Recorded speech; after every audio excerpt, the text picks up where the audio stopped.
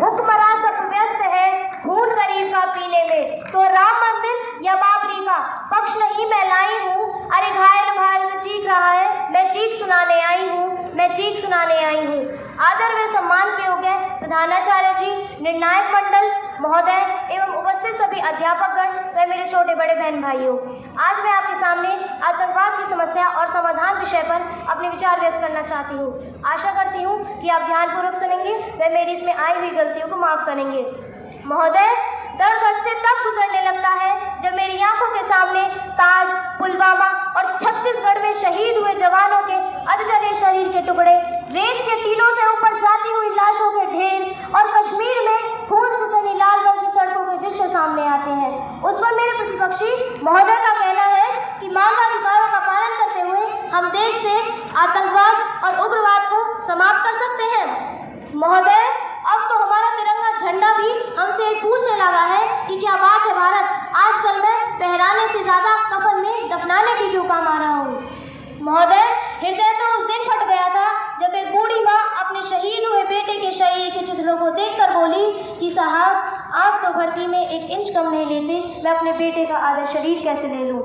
महोदय, आज इस आतंकवाद के कारण इन आतंकियों के बंगलों की आकाओं की नापनी हस्ती है और मेरे शहीद हुए जवान के आंगन की तुलसी रोती है। जब एक शहीद हुए जवान की विधवा की वेदना चीख चीख कर कहती है कि प्यार भी भरपूर गया, मांग का सिंदूर गया, नन्हे नौनिहालों की लंगोटियां चली गई, छोटी छोटी बेटियों की चोटियां चली गई। अरे आपके लिए तो एक आदमी मरा है साहब, मेरे घर की तो रोटियां चली गई, मेरे घर की तो रोटियां चली गई।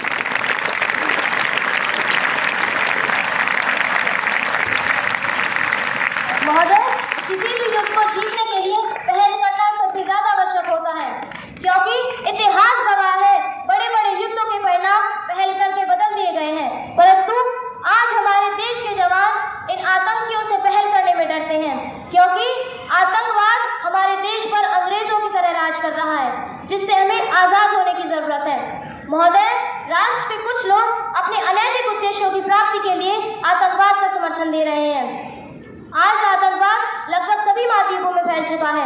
हमारा भारत आतंकवाद से अधिक पीड़ित है, जिस कारण भारत और पाकिस्तान के संबंध कभी अच्छे नहीं रहे हैं। इसे रोकने के लिए भारत ने अस्त्र उपचार सिंदूर 6 एवं 7 मई 2025 को शुरू किया था, जिसमें कई पाकिस्तानी आतंकियों के ठिकाने बेड़े नष्ट कर दिए गए हैं।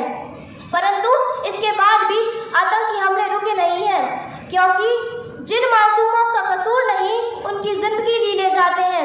अरे जिन मासूमों का कसूर नहीं उनकी जिंदगी ली ले जाते हैं। आतंकवाद का जहर बोने वाले क्रूरता की हदें पार कर जाते हैं, क्रूरता की हदें पार कर जाते हैं। अंत में अपनी वाणी को विराम की ओर ले जाते हुए आतंकवाद के समाधान पर बस यही कहना चाहूंगी कि खुफिया जानकारी साझा ना करें, अंतर्राष्ट्रीय सहयोग ना लें, मजबूत कानून का होना, आर्थिक एवं कूटनीतिक दबाव बनाना, आतंकियों को सुरक्षित पनाहगाहों से वंचित रखने आदि से हम हमारे देश में आतंकवाद से काबू पा सकते हैं। जय हिंद, जय भारत।